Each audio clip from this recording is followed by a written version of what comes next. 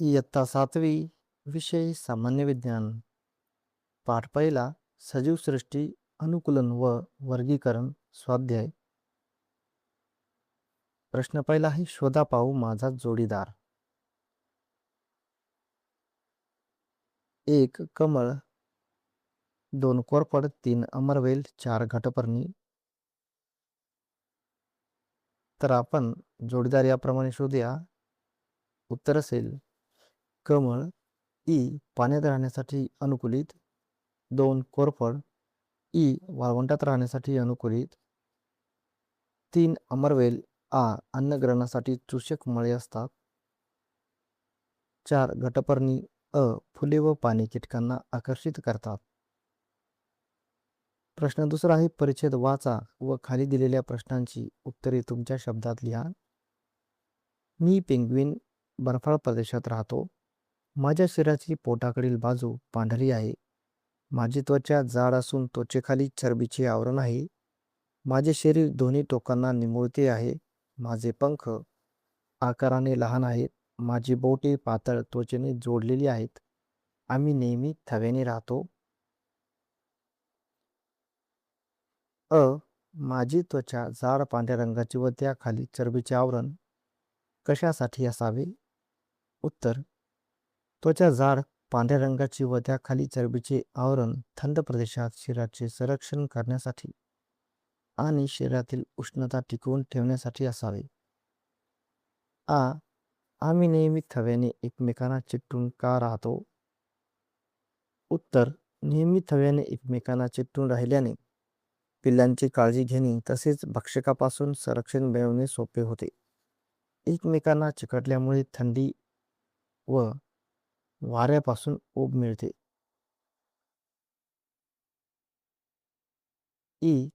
ध्रुवीय प्रदेशात कायमस्वरूपी वास्तव्य करण्यासाठी तुमच्यामध्ये कोणते अनुकूलन हवे आणि का? उत्तर ध्रुवीय प्रदेशात कायमस्वरूपी वास्तव्य करण्यासाठी जाड त्वचा, चरबीचे आवरण, उष्णता टिकवून ठेवणारे शरीर आणि बर्फावर चालण्यासाठी योग्य पाय अशी अनुकूलने हवीत, कारण तेथे खूप थंडी असते. मी कोणत्या भौगोलिक प्रदेशात राहतो का?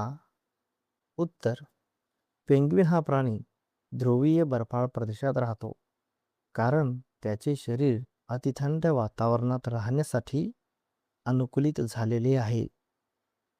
प्रश्न तिसरा खोटे कोण बोलतो? झुरळ, मला 5 पाय आहेत. खोटे, कारण झुरळाला 6 पाय असतात.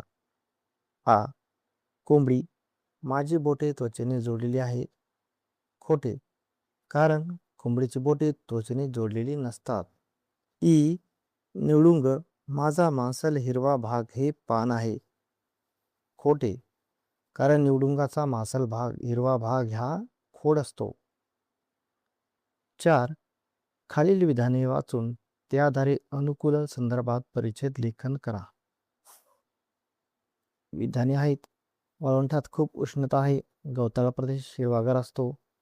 कीटक जास्त प्रमाणात आढळतात. आम्ही लपून बसतो. आमचे कान लांब असतात.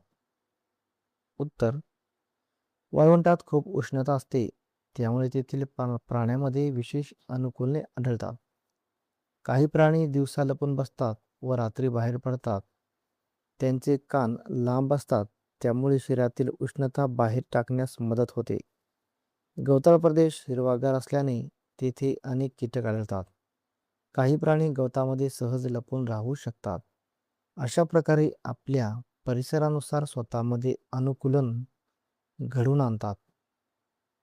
प्रश्न 5 आहे. खालील प्रश्नांची उत्तरे तुमच्या शब्दात लिहा. उंटाला वाळवंटातील जहाज का म्हणतात? उत्तर उंट वाळवंटातील उष्ण वातावरणात सहज चालू शकतो.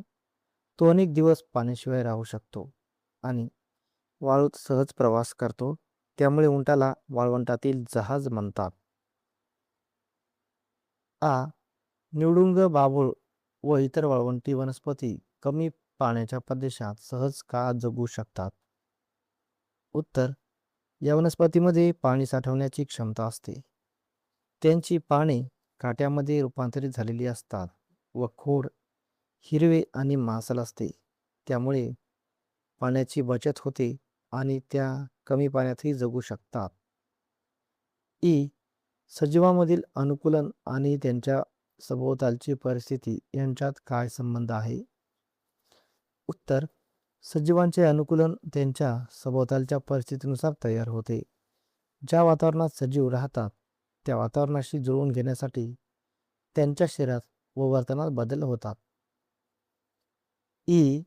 सजीवांचे वर्गीकरण कसे केले जाते? उत्तर: सजीवांचे वर्गीकरण त्यांच्या वैशिष्ट्यानुसार रचना, निवासस्थान, अन्नग्रहण व इतर गुणधर्मांच्या आधारे केले जाते.